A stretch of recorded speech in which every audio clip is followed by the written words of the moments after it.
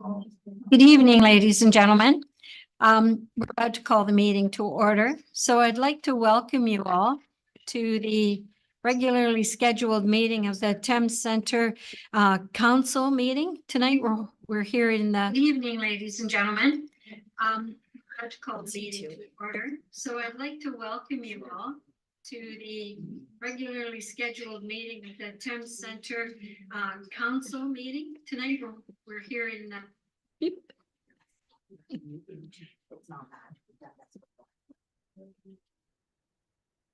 Minor technical difficulties here.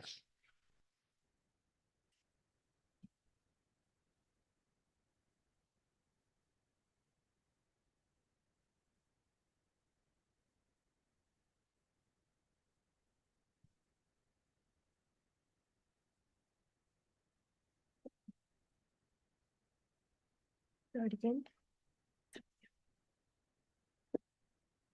All right, so to pick up off where I left off, then we would like to welcome you to this regularly scheduled meeting here in Thorndale. The date is Monday. Can't hear.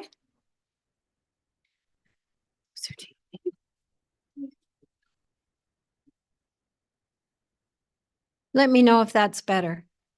No? That's okay.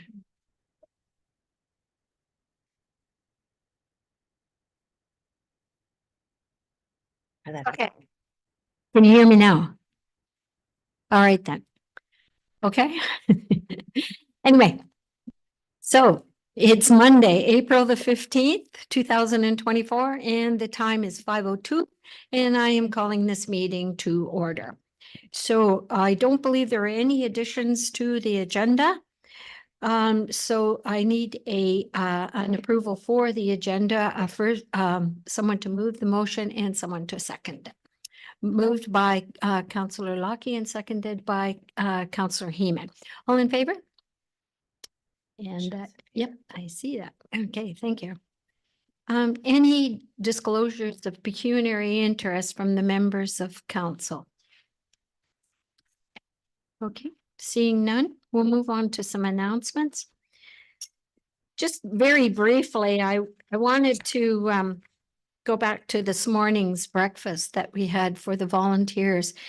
What an amazing turnout. It was really good. So we were so happy to see so many people there coming out to be recognized by the municipality for all the hours of volunteer work that you put in. And you often do it quietly behind the scenes. So it's a great opportunity to actually acknowledge all the people who make these communities so great. And also I'd like to offer my thanks to Steve McDonald and the members of staff who were there, along with some members of council, to serve breakfast. And last but by no means last, I'd also like to extend my thanks to the Thorndale Family Restaurant for their efforts in putting on the breakfast this morning. So, we will move along to some presentations and delegations. So item number 6.1 on your agenda is the Thames Center Fire Department, and I'd like to call our Chief Nick Dorkin to come up.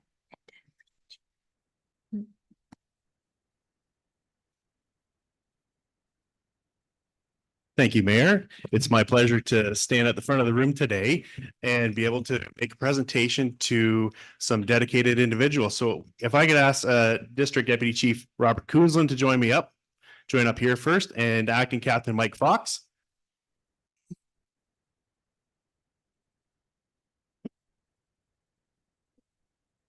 Robert has recently been promoted to the rank of District Deputy Chief in Thorndale. So I think that he deserves a round of applause in front of council.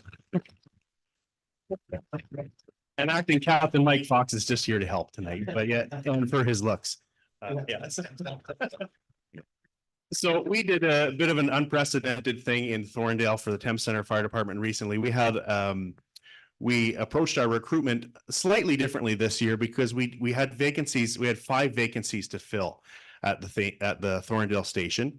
At first, back in November, we had a recruit information night that we held at the station, and that drummed up a lot of energy from the community. We actually had 50 people that were interested in becoming a volunteer firefighter come out to our information session. That was an overwhelming number. We thought we'd be happy with a dozen, and we got 4 dozen plus. So it was great to see that amount of energy come through, and that was for the entire municipality. So we started there, and from there we started to take applications. We were able to narrow that down to about a dozen or so, and we actually, the unprecedented part, I'm sorry, was the fact that we invited these interested recruit candidates out to join us at our weekly fire practices. We wanted to get a sense of them, and they needed to get a sense of us because we're a kooky family to belong to of crazy passionate volunteers. Throughout that process, we were able to actually pick 5 superb candidates to join our ranks here in Thorndale. And tonight we're going to present them to council and the mayor and staff as well, and to you folks. So if I could call out recruit firefighter Sean Burns, Colin Pegg, Rick Vervoort, Kurt Dankers, and Corey Stewart.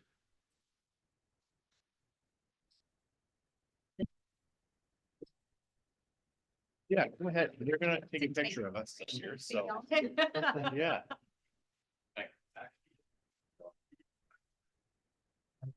Yeah. Do you want to say anything else, Mayor? No. You want to come for a Just picture? very happy to have all of you on board, and I know how hard you worked to get here. So congratulations and welcome to firefighting in Thames Center. Thank you. Be right there. See this one?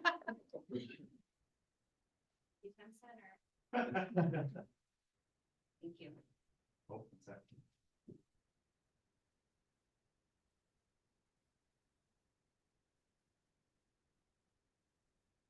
Thank you, John.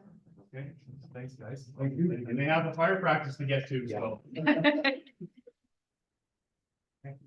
Thank you. Thank you, Nick.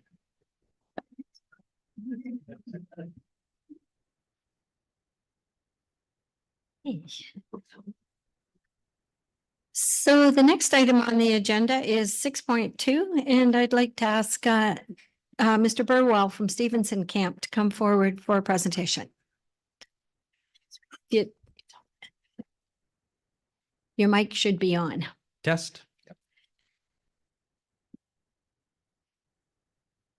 Good evening, Mayor, Council, and Thames Center. Thank you so much for allowing me to come out this evening.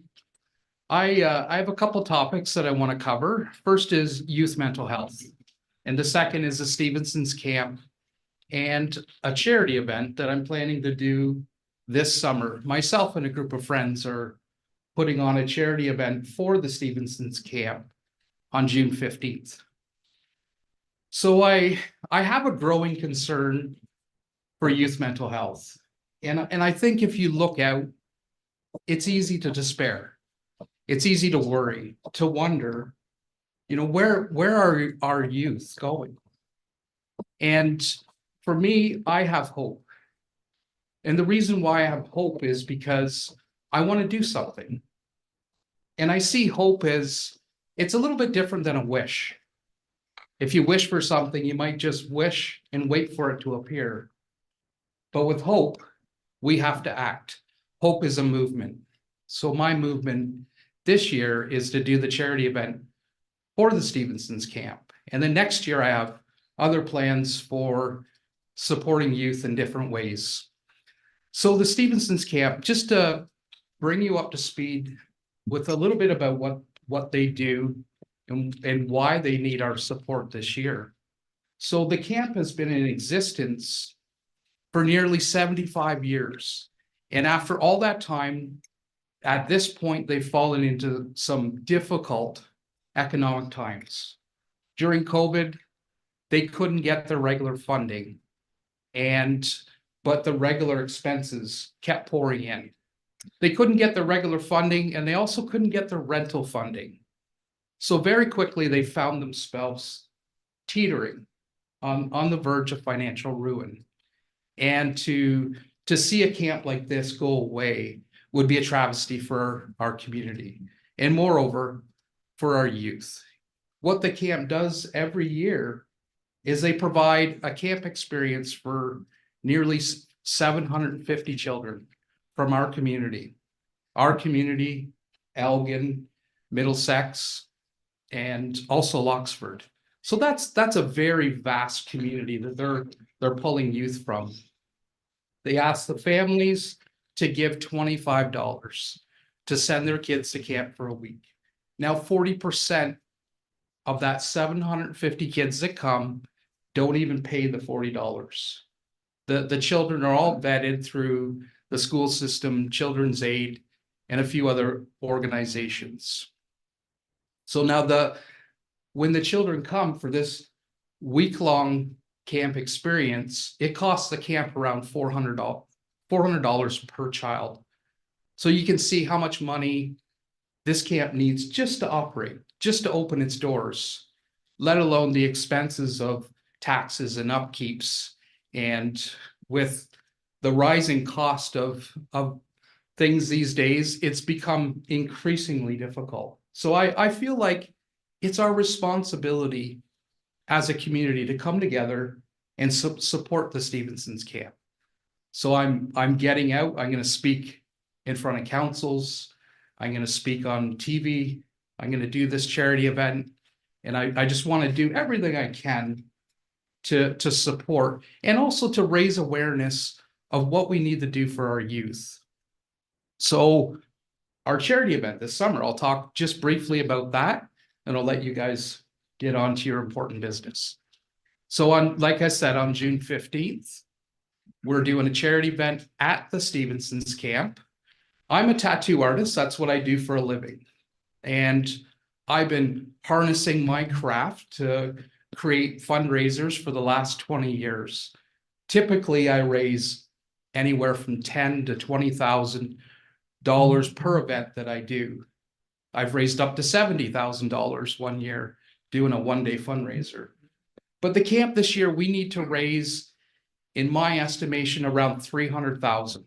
So I have to be creative. We've brought in not only 20 tattoo artists to do small tattoos, and all the money goes to the camp. We've also have a wellness fair of sorts. We have healing practitioners, massage therapy, reflexology, just a whole host of different things that people can come and experience. We have intuitive readers. We have vending booths for people to sell their handmade wares. We have 4 musicians coming to play.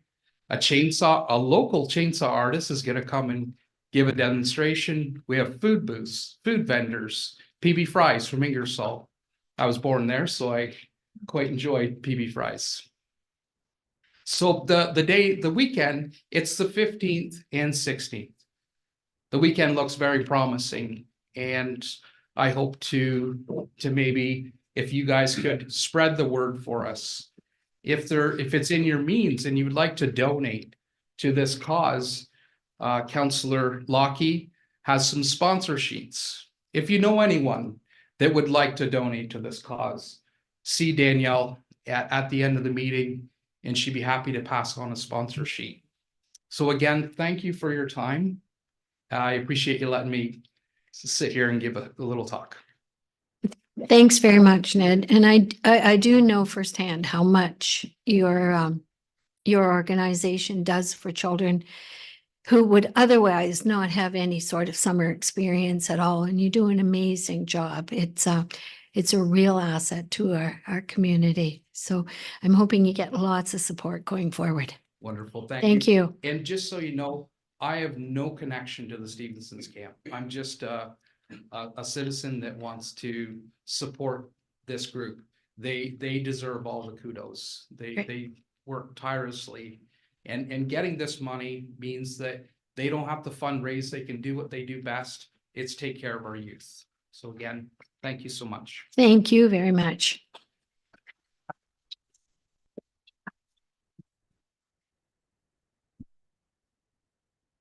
So we'll move on to item number 7 on your agenda, which is the adoption of the minutes of the March 25th meeting.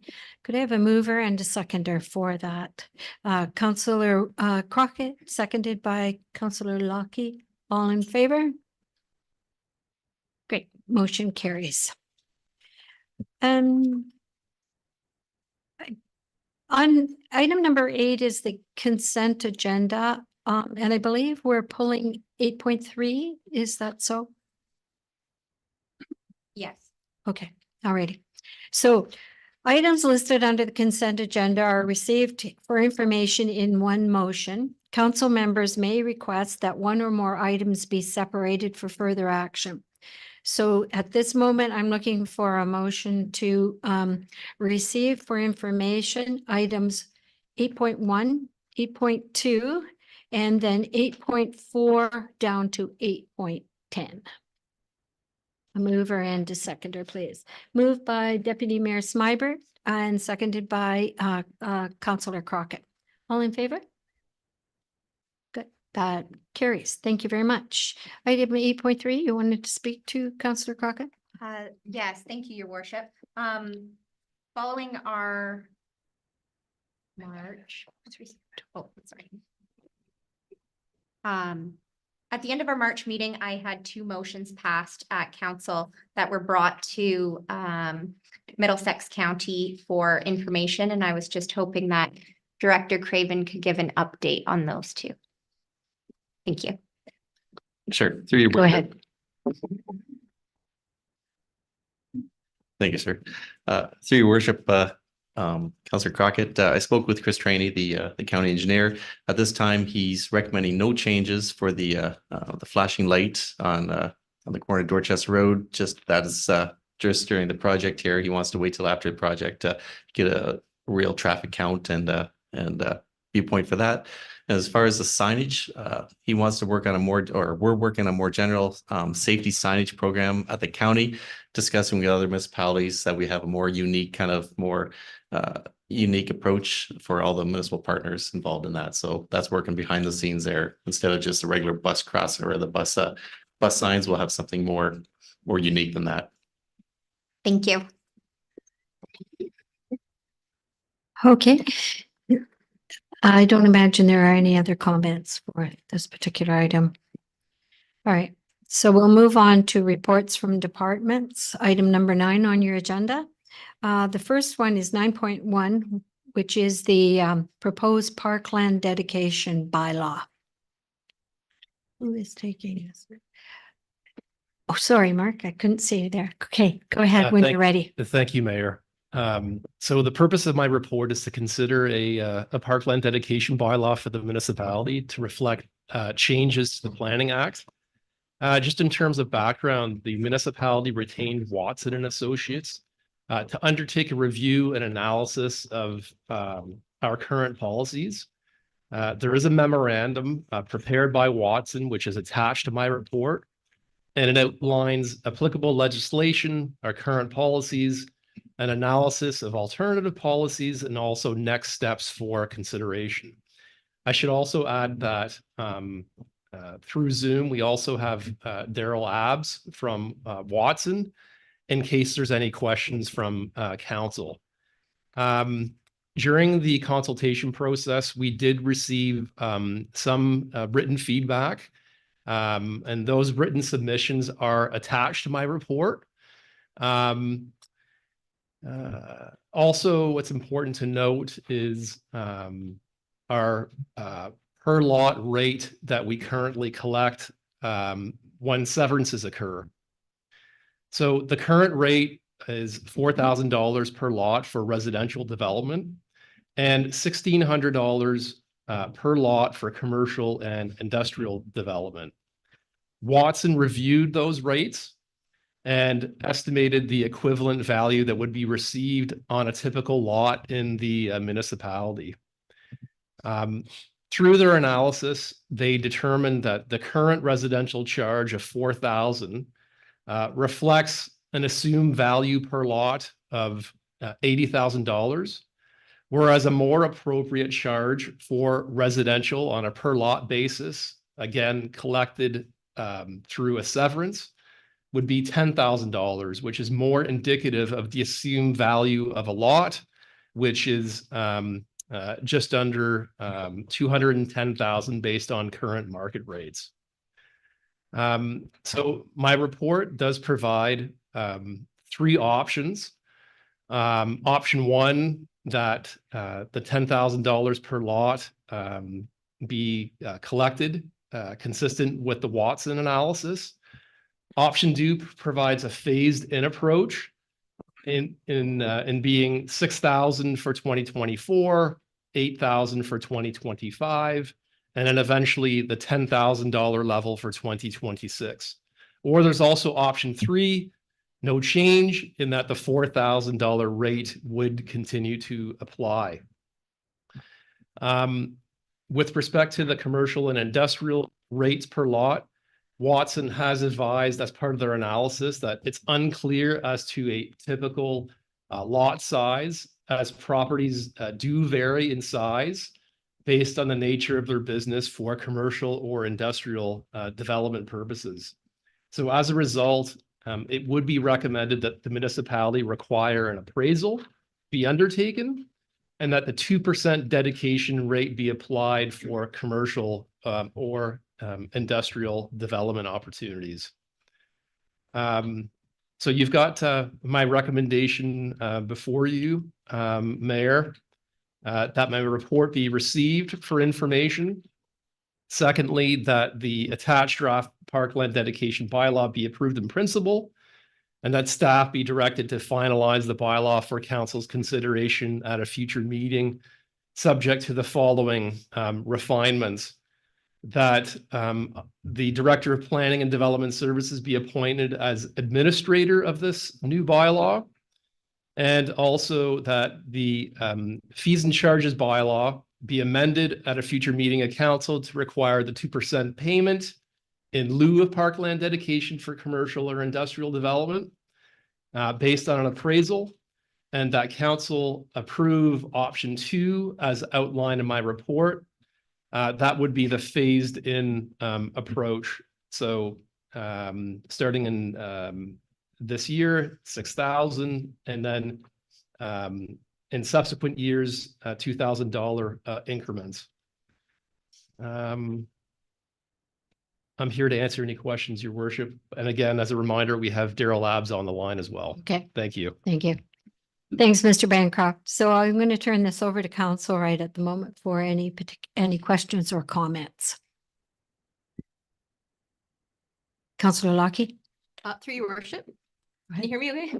Yeah, I think you need just to pull it yeah. local. Yeah. Yeah, so there was a concern from the school boards, and I think it's important for us to recognize that, you know, when they build schools, the schools naturally do provide parkland because we use their facilities quite a bit. And part of my concern as it applies to the school board, you know, could this in any way deter the school board from building schools in Thames Center? Because, you know, we clearly need to have them, especially with, you know, the developments that are in the works. Perhaps we should consider, I guess, not forcing this on the school boards and allowing them to be exempt from this. Okay. Any comments on that, Mr. Bancroft? Through you, Mayor, if council wishes to proceed accordingly, I certainly don't have any concerns with that approach. But at the same time, the way the bylaw is laid out currently, the need for a shared use agreement, I don't foresee that to be onerous. Considering having a shared use agreement would be in a public interest, and I would think in the best interests of our residents. Thank you. Okay. Any other comments from council? Deputy Mayor Smyberg? If you'd like to unmute yourself. Yes, can you hear me? Yes. Great, Go ahead. thanks. It's just a follow-up with respect to the Director of Planning's comment about shared use agreements. So we've had some feedback from representatives from the school board to indicate that that could be a potential barrier or a time limit in terms of once you get that finalized, it could cause some complications along the way with respect to buildings of new schools. And so I wanted to get the director's comments about that as well, please. Go ahead, Mark. Through you, your worship, perhaps Mr. Abs could join the conversation and provide some elaboration. Thank you. Go ahead, Mr. Apps, when you're ready. And thank you, and through the mayor. So with respect to the councilor's question, the bylaw currently exempts all institutional development as well as, and we have a separate line item for the school boards where a shared use agreement exists. That's because right now in the official plan, there's no specific guidance to impose parkland dedication requirements on institutional development. And so the recommendation in the memo is that when the official plan is updated to incorporate the exemption or to incorporate the requirement to impose parkland dedication on institutional development, as you're allowed to under the Planning Act, then the parkland dedication bylaw would need to be updated to remove that exemption for institutional development. So right now, as it's passed, schools would fall under the institutional definition until such time that the parkland dedication bylaw is updated, and then the intent was to remove that. Thank you. Deputy Mayor, any follow up on that? Not specifically on that, although I might come around to it depending on some other discussion. My second question, if I could, is directed to Mr. Epps. So I think, or maybe it's more of a comment, but I think Watson's done a tremendous job in terms of putting this information together. And with respect to the amount and the different options that are set out in the Director of Planning's report, 1, 2, or 3, I do think that if Watson is indicating in their analysis is indicating that the payment should be $10,000 per lot, then that's something that I'm supporting as opposed to the phased-in approach. Thank you. Councillor Heeman.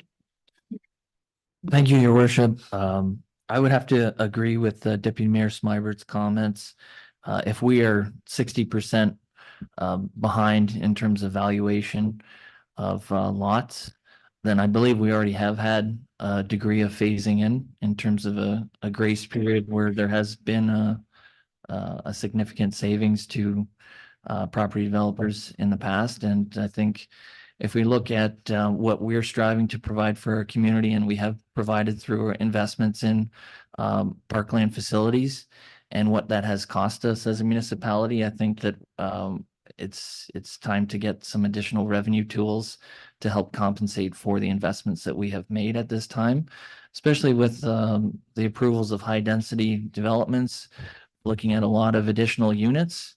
And if we don't have the funds to either purchase new parkland when we have fees in lieu of parkland dedication, then we're not going to be able to provide the types of green spaces that people come to a small town to experience. So I think it behooves us to work to accrue those funds sooner than later.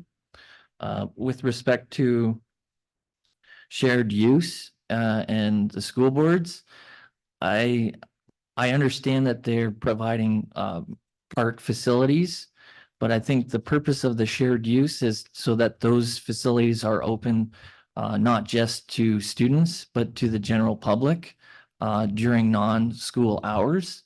And if they want an exemption from a public duty, then I believe they should provide a public good in addition to just to the students which they are serving. And I believe the joint service agreement would put that in place.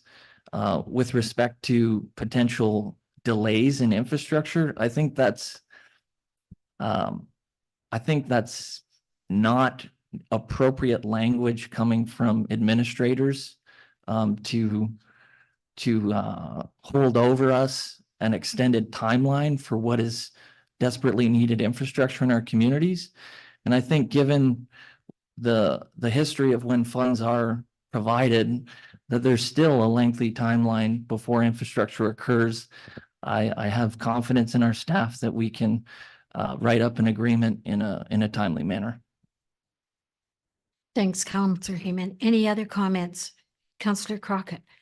Thank you, Your Worship. I would have to say that I'm in agreement with both the deputy mayor and Councillor Heeman on the implementation of the 10,000 right away. I think what my question actually is for Mr. Bancroft. So with if this passes and we move forward with it, would this fee be applied to oncoming subdivision plans, perhaps even phases that have not yet been approved? Because it has been recognized that some of the subdivisions in progress right now and planned are lacking parkland and green spaces. So just wondering what that looks like as more housing comes forward over the next year with this implementation timeline.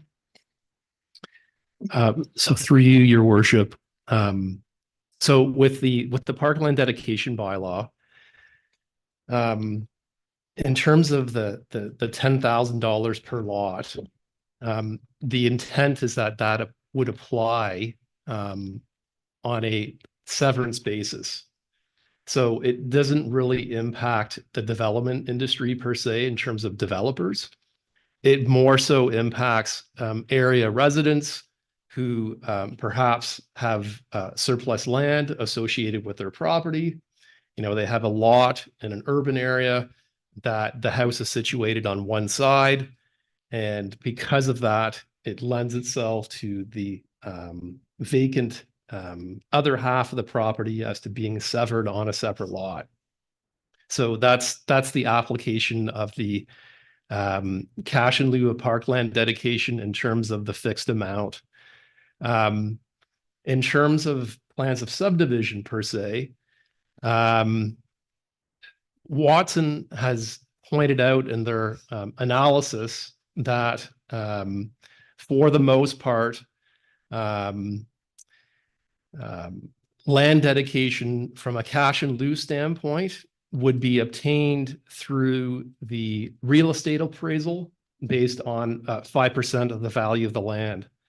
That's notwithstanding the fact that we heard it loud and clear through our parks master plan that there is a deficiency of parkland in the municipality, and the approach being parkland first, as opposed to collecting cash in lieu. Cash in lieu is appropriate in instances where for the lands that are proposed to be development, that there is no suitable land in place to accommodate a park. From memory from the Parks Master Plan, for example, the minimum park size is about 2.5 acres or 1 hectare. So in situations where the development would not yield parkland in that regard, or it's not a good location, that's where the cash in lieu alternative comes in. I hope that answers the councillor's question. I know I provided a lot of information, but I'm here to assist in any event. Thank you. No, thank you, Mr. Bancroft. That was good. Any other questions from council? Seeing none. I have just one question, and that goes back to the correspondence that was provided by Sifton. Will there be a change to the valuation date that they mentioned in their correspondence? They had a little bit of I don't want to say a disagreement, but a difference of opinion as to when that valuation date was. Your Worship, if that's okay, I'd like to defer that question to Okay. Daryl, if he can take that question. Thank you. Okay, Daryl? Hello, to the mayor, to yourself. So the the Planning Act is very clear on what's the evaluation date needs to be if we're using Section 42 of the Planning Act. So Section 42 of the Planning Act says if we pass a bylaw, it applies to all development and redevelopment in a municipality. And when we value the land, if we're going to be taking the cash in lieu of parkland itself, then we have to value the land the day before building permit. That's clear in the Planning Act. And so previously, and it's one of the options if you don't have a bylaw is you can utilize section 51.1 of the Planning Act, but the valuation occurs the day before the draft plan is approved. And so that's a much lower value valuation. So that's always recommended, especially in municipalities where there's a deficiency of parkland, to utilize section 42 of the Planning Act and impose it at the value the day before building permit. Okay, thanks very much for the answer to that question. Okay. Anything else from council? Councillor Heeman? With respect to the Sifton comments, I think that the proposed pathway is more advantageous for the municipality as we're getting current values, whereas, Yeah. you know, if their proposal, they would get stale dated values. Thanks for that. I just wanted to be clear though. Okay, any other comments before we move? Okay, so on seeing none then, on that basis, then do I have a mover and a seconder for an amended motion? I'm going to ask the clerk to read the amended motion. Thanks. So that the report be received for information and the draft, the attached draft parkland dedication bylaw be approved in principle and staff be directed to finalize the bylaw for council's consideration at a future meeting, subject to the following: that the Director of Planning and Development Services be appointed an administrator of the bylaw, the fees, and that the fees and charges bylaw number 119-2023 be amended at a future meeting of council to require a 2% payment in lieu of parkland dedication by consent for commercial or industrial properties based on appraisal, and that council approve option 1, the $10,000 per lot as outlined in this report with respect to payment in lieu of parkland dedication by consent for residential purposes. Thank you, Jana. Any mover and seconder for that motion? Moved by Deputy Mayor Smybert and seconded by Councillor Heeman. All in favor? The motion carries. Thank you. All right.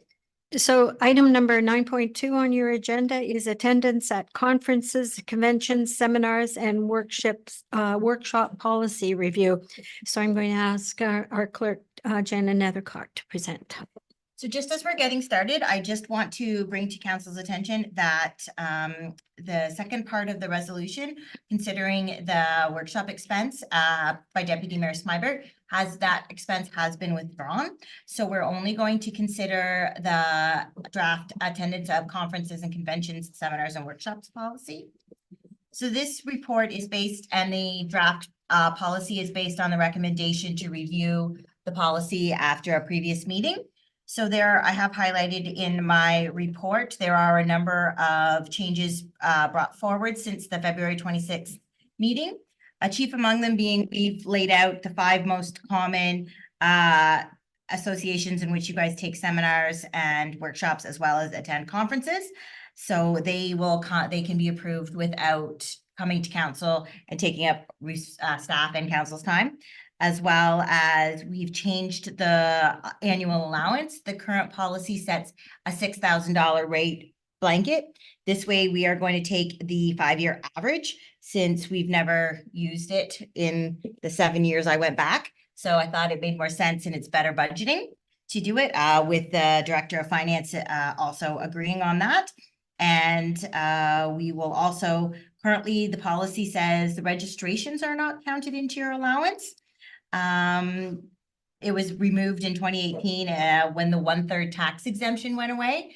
Again, nobody's used close to that amount, so there's no need to have that as a separate item, considering it just complicates staff lives. So I'm not sure if you have any other questions. Those are the big ones. parts of the updated policy.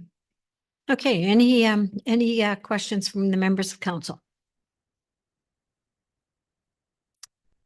I don't have, through your worship, I don't have a question, but I do have a comment. Certainly. Or a concern. So, we're gonna be setting the precedent for, future councils to come. And I think that's great that we're doing this. But I think that, the per diem rate may be a little bit high. I don't know if $182 is quite necessary, for meals for a day. I also do have concern about the use of airfare for travel that's greater than 300 kilometers, because that's just, that's to Belleville. I personally would never fly to Belleville. I think maybe using the train would be a more economical way of transportation. So it would be my recommendation to change the per diem to $100 today, per day. And rather than having airfare, it should be the train. And if there's airfare involved, because airfare within Ontario is very, very expensive, you can pay $900 just to go to Sudbury. I believe that should obtain council approval first. Through your worship, just both of those actually were in the previous policies, so I just carried them forward, so I have no problem with that. The per diem rate, so in the last policy was $150 and then indexed by CPI, so that's where we got the 182, because that's where we're at right now. And I do believe per diem also covers more than just food. It's kind of people who lose income because they're not able to attend their work for that day. So I believe that's all part of the other consideration. But I have no problem with it either way, whatever council wishes. Yeah, I think it's an excellent opportunity to kind of, do a reset and, keep everything reasonable. Any other comments? Councillor Crockett. Thank you, Your Worship. I completely agree with the airfare statement. But I would likely go forward with the recommendation for per diem. In full transparency, I've never claimed a per diem here, but it's actually well below what I offer through my primary place of work for per diem. And if it was 150 back when plus the CPI rate, it's likely pretty on par or below what an average per diem would be. It would, in my research in other municipalities, you are correct. We are on the low end. Yeah. I just another little point. I just did a really quick look at Middlesex County's policy as well, because as mayor and deputy mayor, we are occasionally go to conference where this would apply. And I believe their rate at the moment is something around $177, if I'm not mistaken. That's just by way of information. Any other questions or comments regarding this? So we have a motion from Councillor Lockie to change the amount of the from 182, I believe it is, to 100 was your motion? That's my motion. Okay. In support of that motion, Tom? I'll second. All right. And before I call the vote, any other discussion? Yeah, and I would also like to change the statement about airfare and change it to train. So economy rail fare. Yes. Okay. I will add one thing to this as a comment as well. FCM is being held in Calgary this year. So for anybody wanting to go into the Federation of Canadian Municipalities, the train might be a long way to go. It might be. Yeah. But, And if we're going to use airfare, I would recommend that it be brought to Okay. council. all right, And that is part of the That is policy, part- and we yeah. only pay 2/3 of it if it's out of province. okay. All righty, so we have an amended motion. So you can actually give me staff direction to do that because it's not an approved policy directing me to change that, and you can approve the revised or the amended draft attendance policy. So I've got it at 100. Would you tell us? So the new motion would be that council consider that council approve the amended draft attendance at conference and convention seminars policy as attached, or sorry, as directed. And that staff be directed to bring forward an implementing bylaw at a future meeting of council. Okay. So we have mover and we have seconder. Okay, all in favor of that resolution? Anyone opposed? One opposed. Oh, two opposed. Okay, So you're the decider. all right. I think actually I'm somewhat opposed. I think the per diem should be a little bit higher. Not necessarily the 182, but something that more reflects what it was before in the area, even of 150. I was gonna propose that we just maintain it at the 150 mark. All right, So we're lowering it that way. That's a lower. Right now it is Okay. 182. It's Okay. 188, it's 180, 189 basically, but yeah. Then I'll remain at the 182 as presented. oh, then. 182 as presented then. All right, are we a little muddled here? Go ahead, Tom. Through your worship, point of clarification with that, I understand Councillor Crockett's making a motion. Would that also include the changes to airfare? A-okay with the airfare comment. Okay. I would second that motion then. All right, then. So per diem stays the same. We just are changing the airfare. Okay, all right. We don't need to call that again. You have a mover and a seconder, but you will need to call a vote for that. All right, so for the amendments that we made, a mover and a seconder. You've got a mover A and a mover. seconder. Seconder. Sorry. Call the vote. All in favor? Okay, anyone opposed? Okay, all right, okay, Carried. we're carried. Thank you. That was a little bit convoluted, but thank you. All right, we'll move on now to reports of departments, and the first one is, I beg your pardon? Reports of committees. Items listed under the reports of committees are approved by council in one motion. Council members may request that one or more items be separated for further action. We have items 10.1 to 10.3, and Councillor Heeman. I would like to speak to 10.1 if possible. All right, go ahead. Well, I'm very excited about this initiative of the Green Town Hall, and I think it's a good step that the committee recommended and supported having it in 2 locations. So I think again, it's a prime example of what we're doing tonight. It's about having a presence in our broad geography. And I think that the goal of the Green Town Hall is to crowdsource or open source as many different ideas as we can from our community as to what we can be doing to improve our local environment. And I think many hands make light work. And the hope from this initiative is that we have a survey in advance to solicit some of those ideas. And then we have in-person sessions so that we can further discuss and refine those ideas. And finally, that those ideas will be distilled into a set of action plans as recommended by staff for council consideration for us to work more completely towards creating a greener environment in Thames Centre. So it's kind of a very large community consultation exercise if you want to distill it down to a sentence, but it's something I'm very passionate about, and it was something I committed to this community during the election. So I appreciate that we have the opportunity to move forward on this. Thanks for those comments, Tom. So then the motion then, of course, before us is to approve committee agenda items 10.1 to 10.3. A mover and a seconder, please. Moved by Councillor Crockett and seconded by Councillor Lockie. All in favor? Okay, that motion is carried. Thank you. Then the next one is my report. of activities carried out on your behalf in the last month. So it was another busy month for me and the members of council.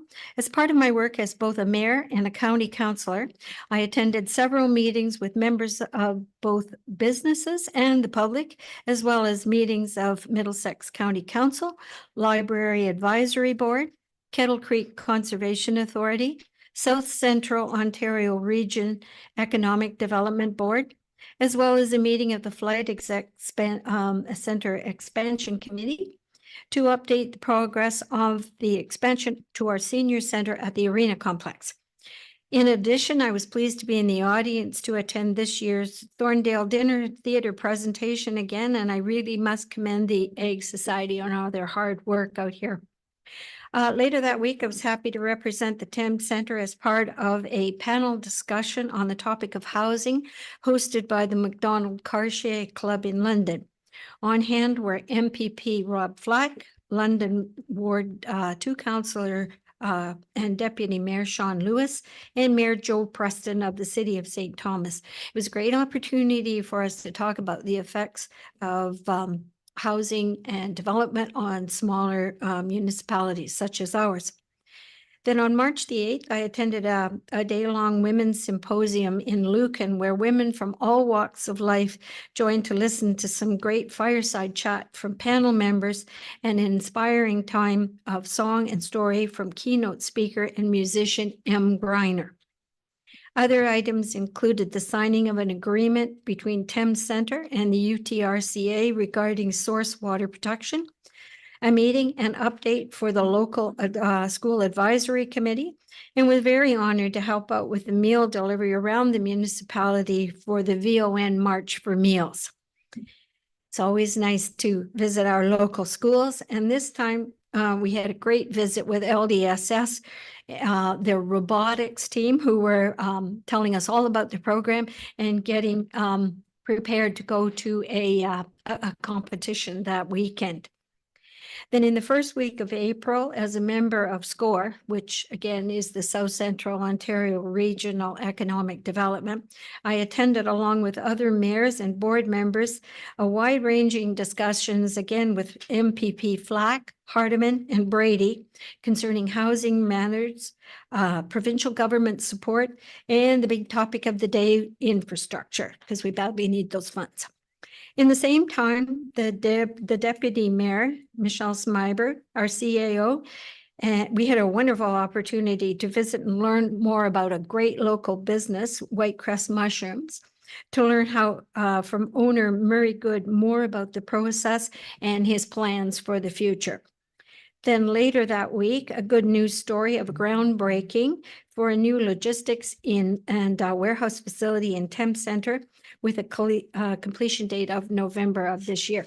And that will actually be just off Donnybrook Drive in the industrial section on Hudson Drive.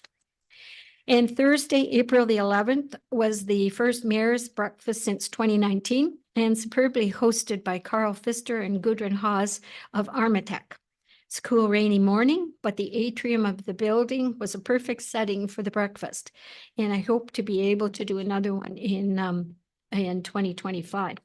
And I will just want to say too that upcoming shortly, we've been embarking on some mini town halls, because this is a large municipality and we have some, divisions, geographic divisions.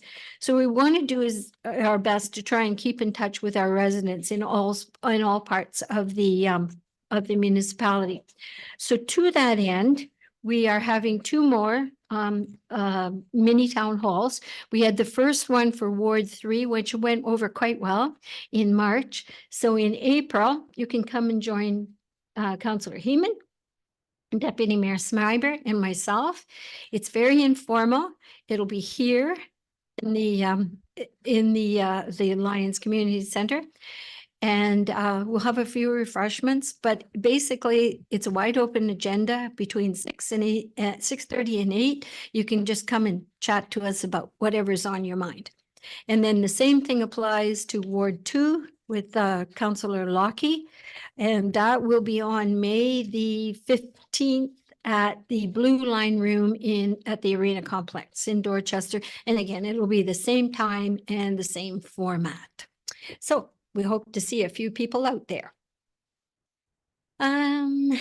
Yeah, so don't believe there's any other unfinished business or new motions, new business. So, bylaws. We have a recommended motion that bylaw 25-2024 and 26-2024 be adopted as presented. A mover and a seconder for that. Councillor Heeman and seconded by Deputy Mayor Smyberg. All in favor? That motion carries. Thanks.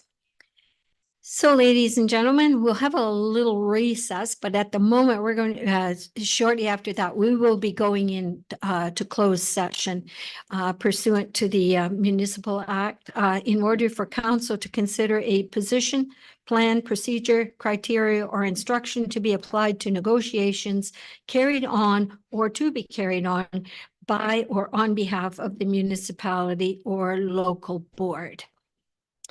So we will need a seconder, mover and a seconder, sorry for that. And Councillor Lockie and Councillor Crockett as a seconder. All in favor? Good, that motion carries. Okay, council, we can take a little break.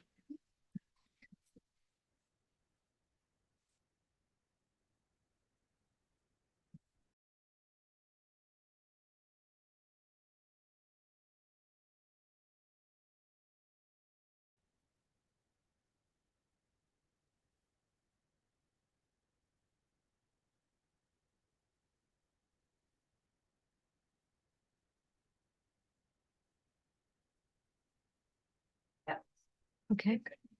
All right then.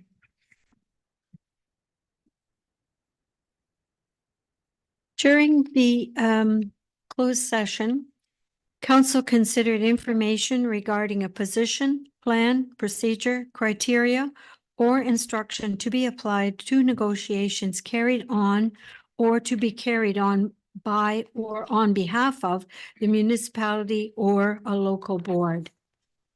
And a mover and I'm sorry, there's another motion here. I'm going to ask the clerk to read that.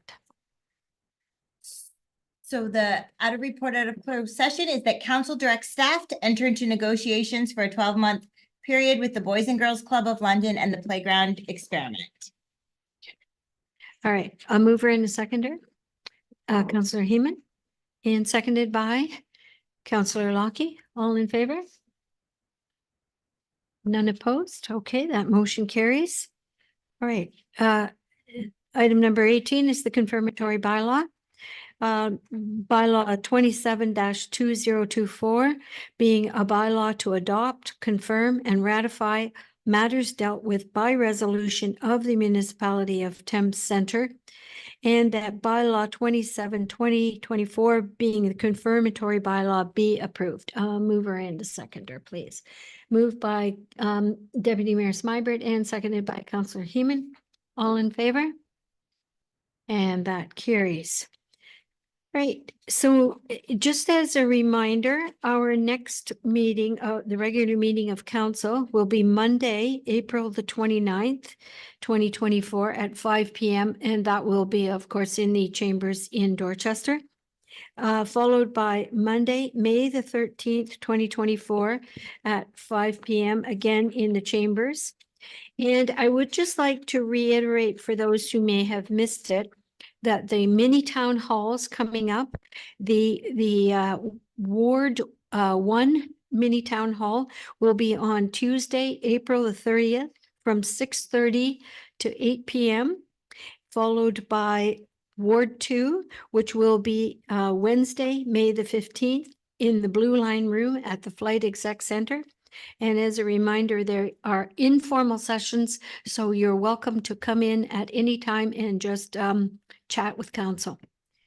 So in that particular case, I will look for a mover and a seconder for an adjournment. Councillor Lockie and Deputy Mayor Smyberg, all in favor? That carries. Thanks, ladies and gentlemen.